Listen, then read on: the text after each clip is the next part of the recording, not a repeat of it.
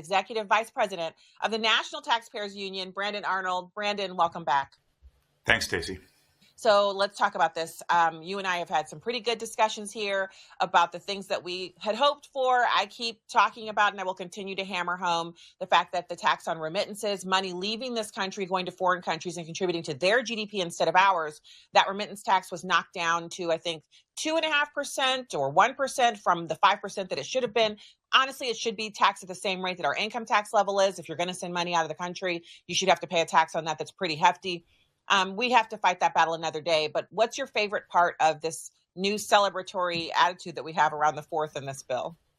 Well, I'm going to go ahead out on a limb here and support what the secretary just said, Secretary Bessent, talking about the full expensing provisions. These are complicated provisions, but it gets down to some really pro-growth policy. And that is to say, if you are making investments in the United States economy, if you are buying more machinery or farm equipment or so forth, then you have the proper tax treatment for those purchases. As it stands right now, we are effectively penalizing our job creators by forcing them to depreciate those costs over several years, whereas our competitors like China are providing the proper tax treatment. So right now we're operating at a disadvantage. Now that the president has enacted this bill into law, we are no longer operating at a disadvantage relative to our international competitors. That's a big boost for jobs and economic growth in this country.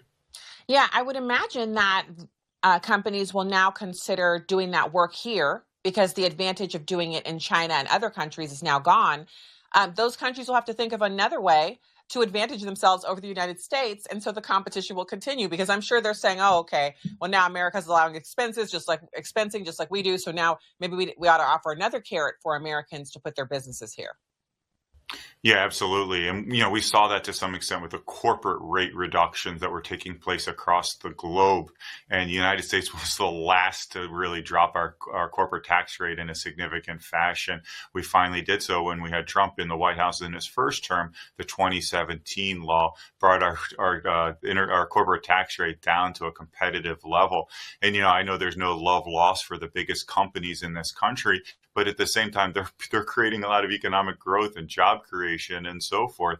And when we're operating at a competitive disadvantage relative to Europe or Asia or what have you, that really hurts our bottom line here in the United States. That's going to create more economic growth, revenue, all the things that we want to see in this country. So, in order to continue those policies, those pro-business, pro-growth policies, we needed to get this bill across the finish line. You referenced the fact that it was imperfect. I would agree, but it checked all the important boxes as it pertains to growing the economy and supporting American families. So let's talk about some of your suggestions. This was July 1st, so just before the actual finalization of the bill and then the signing over the weekend. But I still think, the attitude for Americans should be that we demand and expect more from our elected officials. So when we have a victory like this, I hate to be that person, right? You get a beautiful gift. You're like, oh, this is wonderful. And then you're like, but here's what we're going to do next time. Or here's some things that I'd like to see next time. That's actually a part of performance reviews. And this is, it's one big, beautiful bill. People are calling it a gift. But the reality is it's legislation that was overdue. The president pushed it through because he ran on these items. We want to see more. So let's talk about your suggestions, because next reconciliation bill, there's an opportunity to go at some of these things and get even more benefits for Americans. Yeah, I think that's absolutely right. And one of the problems this country is facing, we're facing a number of problems here, but I think the biggest one is our fiscal picture right now. We are spending far too much money in this country. That really ramped up during the Biden administration. But unless we do something about it, unfortunately, a lot of that spending is baked into the cake. You talk about spending right now. It is at a historic high going back into the 40s, unless you take out, the pandemic years and the fiscal crisis of 2008, 2009. We're at an all-time high in our modern era when it comes to spending.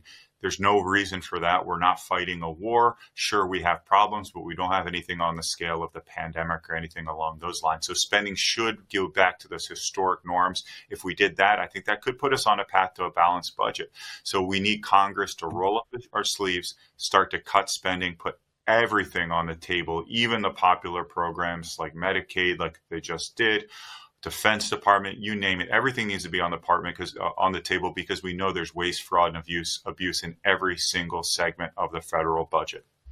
Yep. And you also have suggested a creation of a fiscal commission to study debt drivers. They would recommend reforms that would immediately be voted on by both chambers. You're looking for regular order, which you just described there. Senate passage of H.R. 4, which is the rescissions package. I don't want to leave that one laying around in the dust. I know there's a bit of an argument between Elon Musk and President Trump, but the rescissions package is agreed upon cutting that should happen. I can't even imagine why $9.4 billion would be even a blip. They should have passed that through the Senate in the middle of the night, like they do with some of this other nonsense. It should have just been one of those, we're going to have a voice vote and have everybody sign off on it and get rid of it. We have a lot more to discuss, Brandon Arnold, on this program about how we can make we need to prepare everybody for the actual, we can't call it one big beautiful bill. Maybe we'll call it the BBB Part 2. And that's the next reconciliation package. Get that name out of the way. And then let's get down to some serious business, right? I love it. Let's make it even more beautiful. I think we can. I think we left some stuff on the cutting room floor. That's the nature of politics. But there's a lot more work to be done on behalf of the American taxpayer. Let's roll up our sleeves and get to it. I love it. Let's get it done. Brandon Arnold, Executive Vice President at NTU on X, if you want to follow. It's a great idea. Thank you so much, Brandon. Thanks, Stacy. Always appreciate it. All right. And when we return,